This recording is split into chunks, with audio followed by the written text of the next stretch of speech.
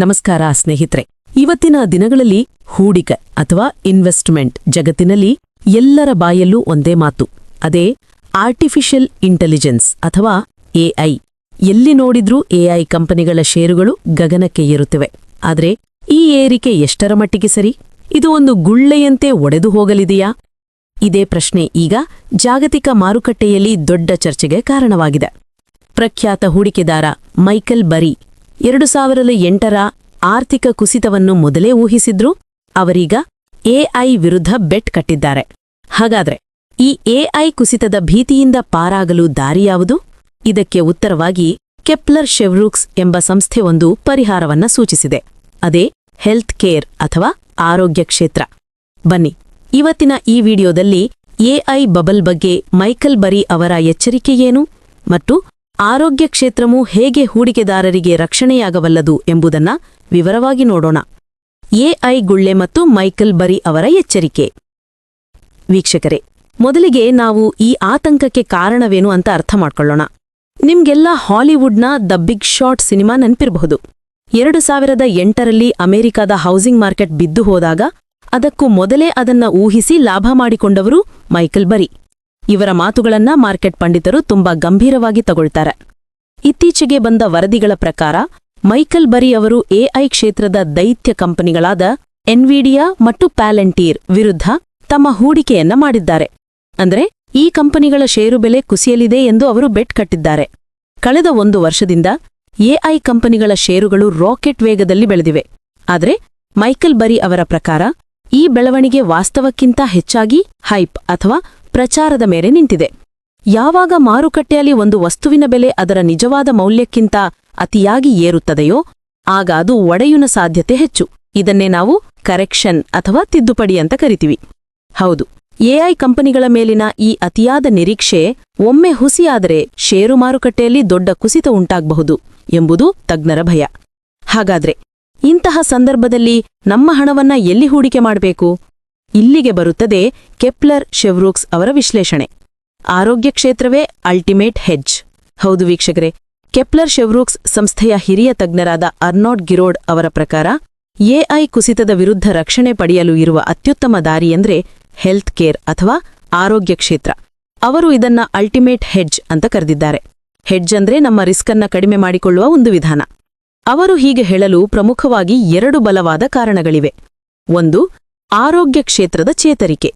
Covid ನಂತರದ ದಿನಗಳಲ್ಲಿ ಆರೋಗ್ಯ ಕ್ಷೇತ್ರವು ಒಂದು ದೊಡ್ಡ ಬಿರುಗಾಳಿಯನ್ನೇ ಎದುರಿಸಿತ್ತು.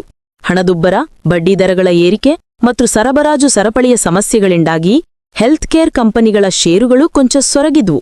ಆದರೆ ಈಗ ಪರಿಸ್ಥಿತಿ ಬದಲಾಗಿದೆ.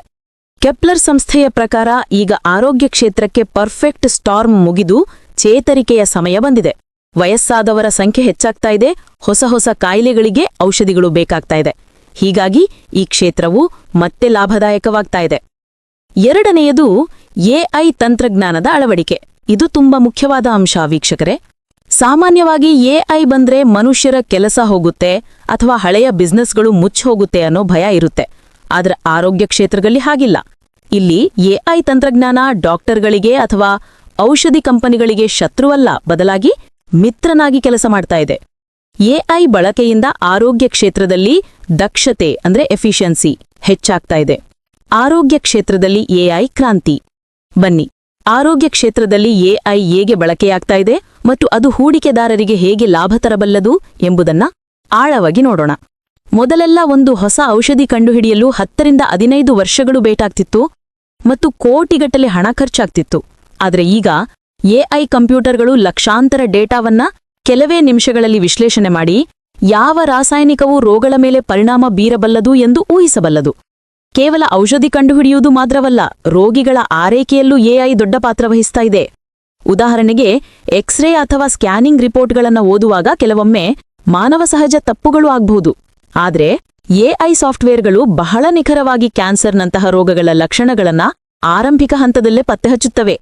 ಕೆಪ್ಲರ್ ಸಂಸ್ಥೆಯ ತಜ್ಞರಾದ ಗಿರೋಡ್ ಅವರ ಹೇಳುವ ಪ್ರಕಾರ ಹೆಲ್ತ್ ಕೇರ್ ಕಂಪನಿಗಳು ಎಐ ತಂತ್ರಜ್ಞಾನವನ್ನ ಬಳಸಿ ತಮ್ಮ ಖರ್ಚು ಕಡಿಮೆ ಮಾಡ್ಕೊಳ್ತಾ ಇದ್ದಾವೆ ಮತ್ತು ಆವಿಷ್ಕಾರಗಳನ್ನ ವೇಗವಾಗಿ ಮಾಡ್ತಾ ಇದ್ದಾವೆ. ಇದರಿಂದ ಈ ಕಂಪನಿಗಳ ಲಾಭ ಹೆಚ್ಚಾಗುತ್ತೆ. ಅಂದ್ರೆ ಎಐ ಬಬಲ್ ಒಡೆದ್ರೂ ಕೂಡ ಎಐ ತಂತ್ರಜ್ಞಾನವನ್ನ ಸರಿಯಾಗಿ ಬಳಸ್ಕೊಳ್ತಾ ಇರುವ ಹೆಲ್ತ್ ಕೇರ್ ಕಂಪನಿಗಳು ಸುರಕ್ಷಿತವಾಗಿರುತ್ತವೆ. ಹೂಡಿಕೆದಾರರಿಗೆ ಏನು ಸಂದೇಶ? ಹಾಗಾದ್ರೆ ಸಾಮಾನ್ಯ ಹೂಡಿಕೆದಾರರು ಈಗ ಏನ್ ಮಾಡ್ಬೇಕು? ವರದಿಯ ಪ್ರಕಾರ ಸದ್ಯಕ್ಕೆ ಯುರೋಪಿನ ಹೆಲ್ತ್ ಕೇರ್ ಷೇರುಗಳು ಮತ್ತು ಬಯೋಟೆಕ್ ಕಂಪನಿಗಳು ಉತ್ತಮವಾಗಿ ಕಾಣ್ತಾ ಇದ್ದಾವೆ. ಕೆಪ್ಲರ್ ಶೆವ್ರೂಕ್ ಸಂಸ್ಥೆಯು ಬಿಬಿ ಬಯೋಟೆಕ್ ನಂತಹ ಕಂಪನಿಗಳನ್ನ ಉದಾಹರಣೆಯಾಗಿ ನೀಡಿದೆ. ಇಂತಹ ಕಂಪನಿಗಳು ಹೊಸ ಹೊಸ ಔಷಧಿಗಳನ್ನ ಕಂಡುಹಿಡಿಯುವಲ್ಲಿ ಮುಂಚೂಣಿಯಲ್ಲಿದ್ದಾವೆ. ಮೈಕಲ್ ಬರಿಯಂತಹ ದಿಗ್ಗಜರು ಎಐ ತಂತ್ರಜ್ಞಾನದ ಕಂಪನಿಗಳ ಅತಿಯಾದ ಬೆಲೆಯ ಬಗ್ಗೆ ಎಚ್ಚರಿಕೆ ನೀಡುತ್ತಾ ಇದ್ದಾರೆ. ಇನ್ನೊಂದು ಕಡೆ ಆರೋಗ್ಯ ಕ್ಷೇತ್ರವು ಒಂದು ಸ್ಥಿರವಾದ ಮತ್ತು ಸುರಕ್ಷಿತವಾದ ಆಯ್ಕೆಯಾಗಿ ಕಾಣ್ತಾ ಇದೆ. ತಂತ್ರಜ್ಞಾನ ಕ್ಷೇತ್ರ ಯಾವಾಗ್ಲೂ ಏರಿಳಿತಗಳಿಂದ ಕೂಡಿರುತ್ತೆ, ಆದ್ರೆ ಮನುಷ್ಯರಿಗ ಆರೋಗ್ಯ ಅನ್ನೋದು ಎಂದಿಗೂ ಬೇಕೇ ಬೇಕು.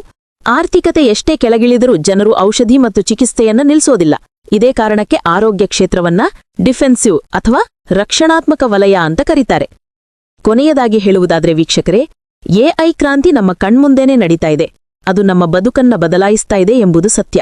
ಆದ್ರೆ ಹೂಡಿಕೆಯ ವಿಷಯಕ್ಕೆ ಬಂದಾಗ ಅತಿಯಾದ ಉತ್ಸಾಹ ಕೆಲವೊಮ್ಮೆ ಅಪಾಯಕಾರಿಯಾಗಬಹುದು. ಮೈಕಲ್ ಬರಿ ಅವರ ಎಚ್ಚರಿಕೆ ಮಾತುಗಳು ಮತ್ತು ಕೆಪ್ಲರ್ ಶೆವ್ರೂಕ್ಸ್ ಅವರ ಸಲಹೆಗಳನ್ನ ಗಮನಿಸಿದರೆ ಈಗಿನ ಸಮಯದಲ್ಲಿ ನಿಮ್ಮ ಹೂಡಿಕೆಯಲ್ಲಿ ವೈವಿಧ್ಯತೆ ಇರುವುದು ಬಹಳ ಮುಖ್ಯ. ಸಂಪೂರ್ಣ ಹಣವನ್ನ ಟೆಕ್ನಾಲಜಿ ಮೇಲೆ ಹಾಕೋದ್ ಬದಲು ಸ್ವಲ್ಪ ಭಾಗವನ್ನ ಆರೋಗ್ಯ ಕ್ಷೇತ್ರದಂತಹ ಸ್ಥಿರ ವಲಯಗಳಲ್ಲಿ ತೊಡಗಿಸುವುದು ಜಾಣತನದ ನಡೆಯಾಗಬಹುದು. ಆರೋಗ್ಯ ಕ್ಷೇತ್ರ ಈಗ ಚೇತರಿಕೆಯ ಹಾದಿಯಲ್ಲಿದೆ ಮತ್ತು ಎಐ ತಂತ್ರಜ್ಞಾನದ ಲಾಭವನ್ನೂ ಕೂಡ ಪಡಿತಾ ಇದೆ. ಹೀಗಾಗಿ ಇದು ಮುಂಬರುವ ದಿನಗಳಲ್ಲಿ ಅಲ್ಟಿಮೇಟ್ ಹೆಡ್ಜ್ ಆಗಿ ಕಾರ್ಯನಿರ್ವಹಿಸುವ ಎಲ್ಲ ಸಾಧ್ಯತೆಗಳಿವೆ. ಇದು ಇವತ್ತಿನ ವಿಶೇಷ ವರದಿ. ಇದೇ ತರಹ ಬಿಸ್ನೆಸ್ ಸುದ್ದಿಗಳಿಗಾಗಿ ನಮ್ಮ ಚಾನಲ್ ಅನ್ನು ನೋಡ್ತಾ ಇರಿ. ನಮಸ್ಕಾರ.